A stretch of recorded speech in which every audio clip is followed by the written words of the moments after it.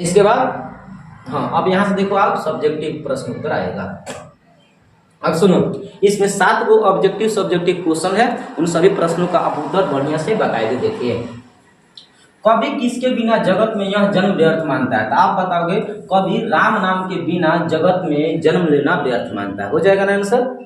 कवि किसके बिना जगत में जन्म व्यर्थ मानता है? तो राम नाम के जप के बिना जगत में व्यर्थ मानता है जन्म लेना। दूसरा, वाणी कब विष के समान हो जाती है? वाणी कब विष बन जाता है? तो जावना वाणी, वाणी मतलब आवाज, जावना वाणी, वाणी दूसरा नहीं, वाह हम बोले, आना बोले वाह, जावना वाणी से राम के नाम न निकलता है वो वाणी विष के समान हो जाती है। तो जिस वाणी से राम नाम का उच्चारण नहीं होता है, अर्थात भगवान राम का नाम बिना वाणी विष के समान हो जाती है। नाम कीर्तन के आगे अगला क्वेश्चन क्या है? तीसरा नंबर 3 नंबर क्वेश्चन क्या बोला है? नाम कीर्तन के आगे कवि किन कर्मों को व्यर्थ सिद्ध करता है? देखो, नाम कीर्तन के आगे मतलब नाम कीर्तन के आगे किन कर्मों को, मतलब कौन ऐसा कर्म है जो व्यर्थ है? तो व्यर्थ वाला कर्म कौन है? दंड कमंडल धारण करता है, शिखा बढ़ाता है, तीर्थ भ्रमण करता है, जटा बढ़ा लेता है, तन में भस्म लगा लेता है, वस्त्रहीन होकर नग्न अवस्था में घूमता रहता है, तो ये सब व्यर्थ माना जाता है। ठीक है, नाम कीर्तन के आगे कौन काम व्यर्थ होता है? कीर्तन के आगे कौनो भी काम करेगा व्यर्थ होगा। उन कीर्तन के आगे कौन कौन काम करता है आज के संत बाबा? तो बताओगे दंड कमंडल धारण कर लेता है, शिखा बढ़ा लेता है, तीर्थ भ्रमण करता है, जाटा बढ़ा लेता है, जाटा के बड़का बड़का बढ़ाकर मुकुट लगा लेता है, मुकुट बना लेता है, तन में अपन पूरा देहिया में भस्म लगा लेता है, उघारे होकर घूमता रहता है, तो ऐसे काम व्यर्थ माना जाता है। ऐसे कर्मों को क्या होता है? व्यर्थ सिद्ध होता है।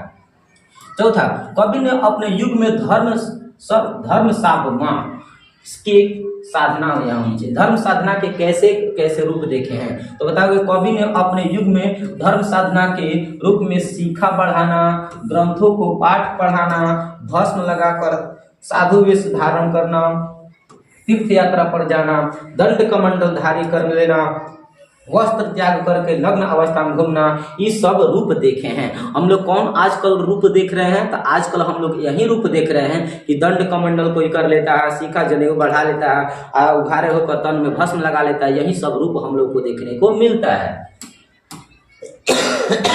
पांचवा, हरि रस से कवि का क्या अभिप्राय है? तो बताओगे हरि रस मतलब हरि के नाम लो यार। कवि राम नाम की महिमा का बखान करते हुए कहते हैं कि भगवान के नाम से बढ़कर अन्य कोई धर्म साधना नहीं है। भगवत कीर्तन से प्राप्त परम आनंद को ही हरि रस कहा जाता है। हरि रस कहा जाता है। देखो, भगवत कीर्तन मतलब भगवान के कीर्तन गाओ, भगवान के जितना भी कीर्तन करोगे, हरे राम हरे कृष्णा, वो सब जितना भी कीर्तन गाओगे ना, उसी में परम आनंद होता है। उसी परम आनंद को हरि रस के नाम से उपमा दी गई है। भगवान के कीर्तन करने से प्राप्त जो परम आनंद होता है ना, उसी को हरि रस कहा गया है। हरि के रस कब मिले? जब भगवान के कीर्तन गाओ, हरे राम हरे कृष्णा अपन करते रहो, हो जाएगा, बढ़िया से मिल जाएगा। 6 नंबर, कवि के दृष्टि में ब्रह्मा का निवास कहाँ है? तो बताओ इसका आंसर कहाँ मिलेगा? 2 नंबर खंड में मिलेगा ना। तो ब्रह्मा का निवास कहाँ है? तो जो इंसान दुख को दुख नहीं मानता है, सुख को सुख नहीं मानता है, और दोनों में सुख हो चाहे दुख को हो, अलग अलग नहीं मानता हो, दोनों को समान नजर से देखता हो, उस हृदय के अंदर में ब्रह्मा का वास होता है।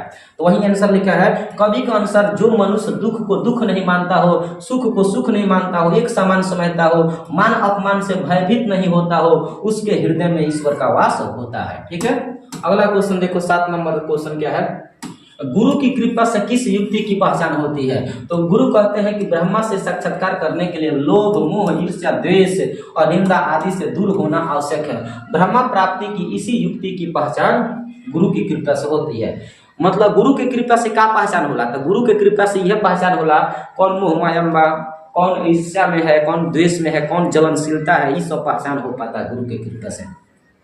लास्ट में आपका क्वेश्चन है कि व्याख्या करें। तो व्याख्या करने का क्वेश्चन पूछेगा, राम नाम बिनु बिरथे जगी जन्मति। बताओ खंड नंबर क का है कि ख का है? अगर खंड नंबर क का ये पंक्ति होगा तो लिखोगे प्रस्तुत पंक्ति, मतलब पूरा व्याख्या करके लिख दिए हैं।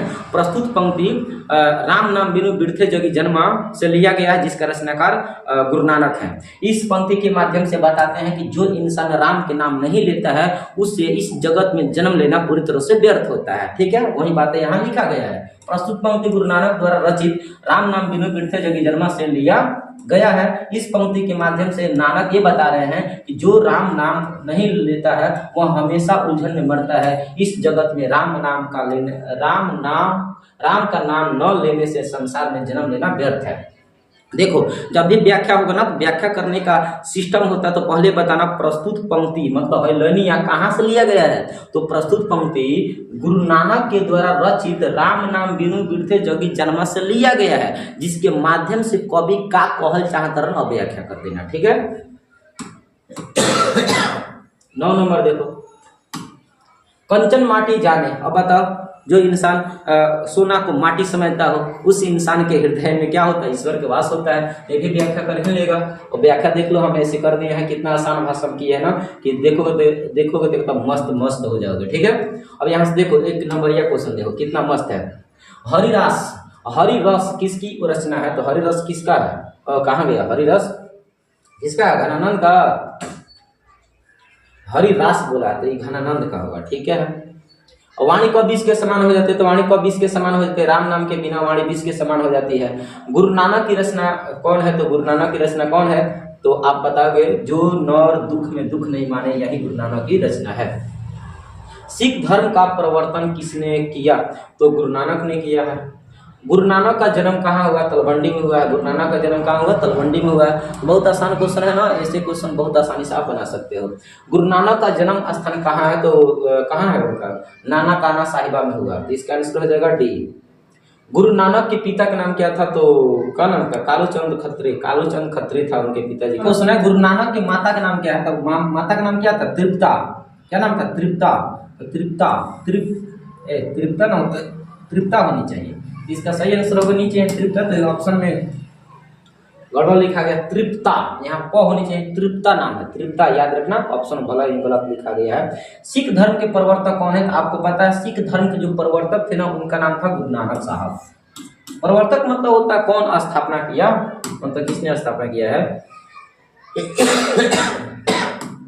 अगला है, किस मुगल सम्राट से गुरु नानक की भेंट हुई थी? बाबर से। किससे भेंट हुआ था? बाबर से। कितना बार? 4 बार भेंट हुआ था।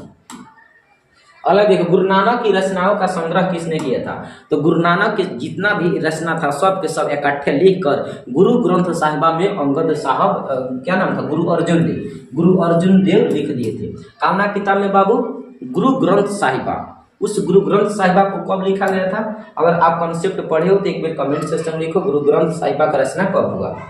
अगला क्वेश्चन है, गुरु नानक देव की रचनाओं को संग्रह किस नाम से किया गया? तो गुरु ग्रंथ साहिबा के नाम से किया गया।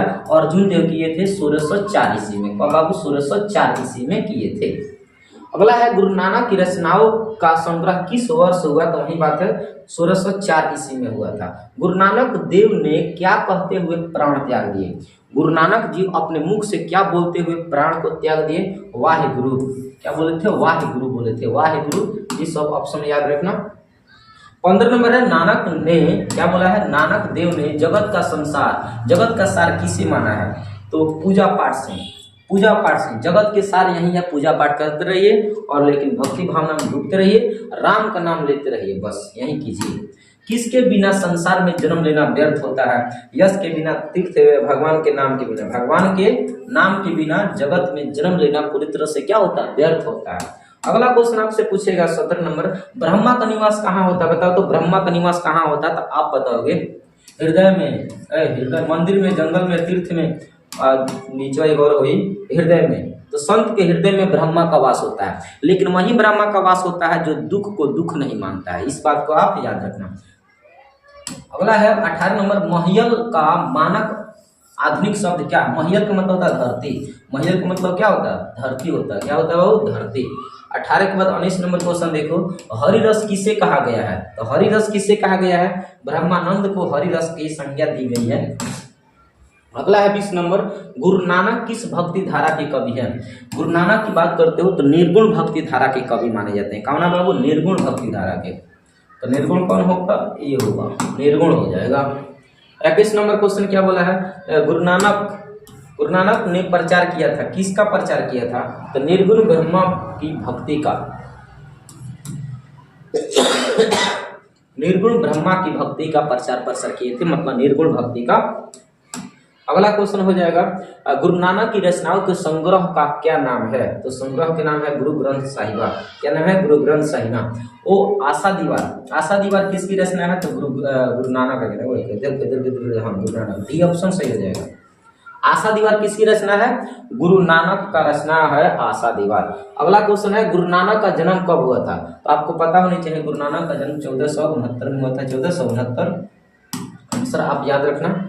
उसके बाद सुलक्षणी कौन थी? तो सुलक्षणी उनकी पत्नी का नाम था। कौन थी पत्नी?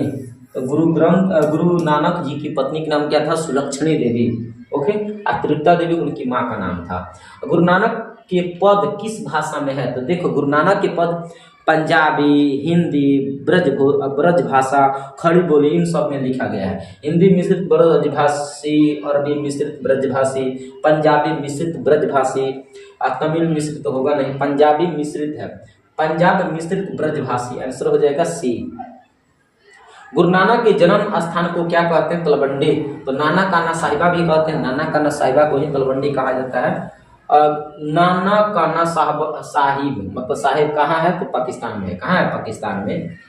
गुरु नानक की रचना के नाम? तो गुरु नानक की रचना सोहिला भी है, जपूजी भी है, आशा दीवार भी है, इसलिए आंसर हो जाएगा डी, सब हो जाएगा। गुरु नानक ने किन्हें सम्मान दिया? सम्मान का मतलब होता है मान सम्मान। कविता को, लेखन को, स्त्री को, पुरुष को, तो बताओगे स्त्रियों को सम्मान दिया है, मतलब स्त्रियों को मान सम्मान ज्यादा दिए हैं, स्त्रियों के साथ भेदभाव नहीं किए हैं। जो नर दुख में दुख नहीं माने किस लेखक की कृति है? तो बताओगे गुरु नानक की कृति है। जो नर दुख को दुख नहीं मानता है वो किसका कृति है? गुरु नानक का है। कौन पहले संत हैं जिन्होंने विदेशी आक्रमणकारियों के विरोध में आवाज उठाई थी? तो गुरु नानक। देखो गुरु नानक एक पहले ऐसे संत हैं जिन्होंने विदेशी आक्रमण के प्रति आवाज उठाए थे। ये पहले ऐसे संत थे। इस बात को आप याद रखना। तो 32 ऑब्जेक्टिव क्वेश्चन है, सब्जेक्टिव क्वेश्चन है, इसे आप 2 बार 3 बार याद करो, हो जाएगा।